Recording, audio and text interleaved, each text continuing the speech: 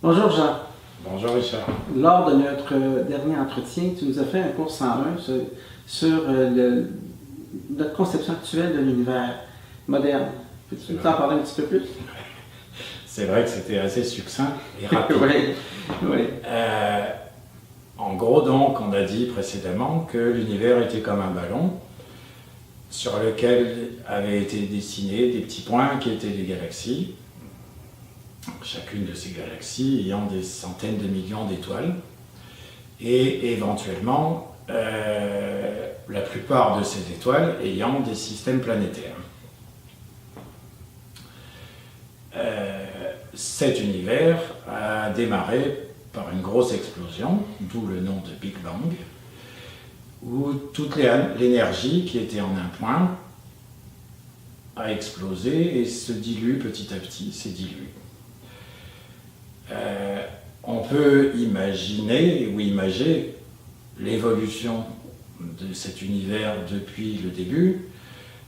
Je suis sûr que vous, spectateurs, avez eu entre les mains des paquets de watts. Et vous savez que quand on regarde un paquet comme ça, il y a des motons, des parties un peu plus denses et des parties un peu moins denses.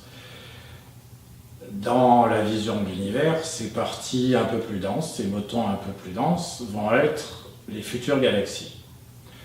Et quand on prend ce moton dans la main, on va regarder de près et on va voir que lui-même, il a des parties plus denses et des parties moins denses. Les parties plus denses vont petit à petit elles-mêmes se détacher et vont devenir des étoiles. Et le reste évoluera comme ça. Mais quand on regarde cette petite partie plus dense, qui elle-même, quand on la regarde de près, va contenir d'autres parties plus denses aussi, ça sera les futures planètes. De la même manière, dans l'infiniment petit, on sait que toute la matière est faite de particules. Ces particules sont faites d'électrons, de neutrons, de protons, et quand on descend petit à petit, on peut continuer jusqu'à ce qu'on arrive aux particules qu'on appelle aujourd'hui les particules élémentaires, les quarks et les bosons. On a donc une vision de poupée russe, que ce soit vers l'infiniment grand, vers l'infiniment petit, qui décrit l'univers qu'on connaît. Ok, je crois que je comprends mieux l'évolution de l'univers depuis le Big Bang, mais qu'en est-il du futur de ce Big Bang-là et des balbutiements avant le Big Bang? Qu'en est-il de ça? C'est une grande question. Quelques mots, oui. C'est une grande question. Je suis d'accord. C'est une grande question. On peut dire que, bien entendu, le Big Bang ayant été créé et découvert par Einstein, bien que certaines recherches avant le mentionnaient, les modèles qu'Einstein a créés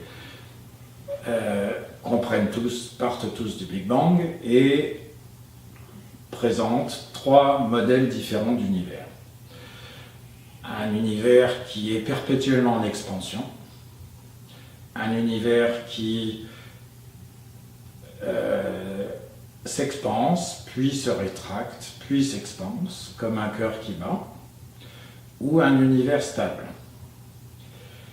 Ces trois types d'univers sont pour nous, pour notre esprit humain, notre cerveau, aussi inconcevables les uns que les autres. Car, en fait, dès qu'on dirait par exemple que l'univers croît, on dirait dans quoi est-ce qu'il augmente? Par rapport à quoi? Or, comme on disait dans les vidéos précédentes par rapport au fait que le centre, ou l'extérieur, ou l'intérieur du ballon n'avait pas de sens, de la même manière, là, la réponse théorique à la question est il ne croit dans rien puisqu'il est l'univers, il définit tout. Donc là, on arrive à des limites de notre cerveau. Et d'autres modèles depuis le Big Bang, depuis Einstein, tout en contenant le Big Bang, ont tenté d'imaginer le commencement ou la fin, ou des choses comme ça de l'univers.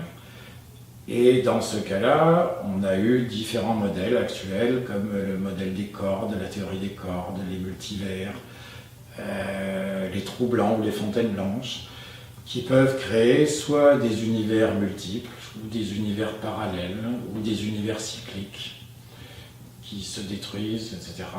Et il peut être intéressant de noter qu'en fait, ça se rapproche beaucoup de ce qui est décrit dans les cosmogonies hindoues. Oui, d'accord, ok, ouais. Et éventuellement bouddhistes également, hein, dans une moindre mesure. C'est tout pour cette fois-ci, je crois. Oui, d'accord. Alors, j'ai déjà hâte au prochain entretien. Alors, je te dis au revoir et à la prochaine. Au revoir, à bientôt.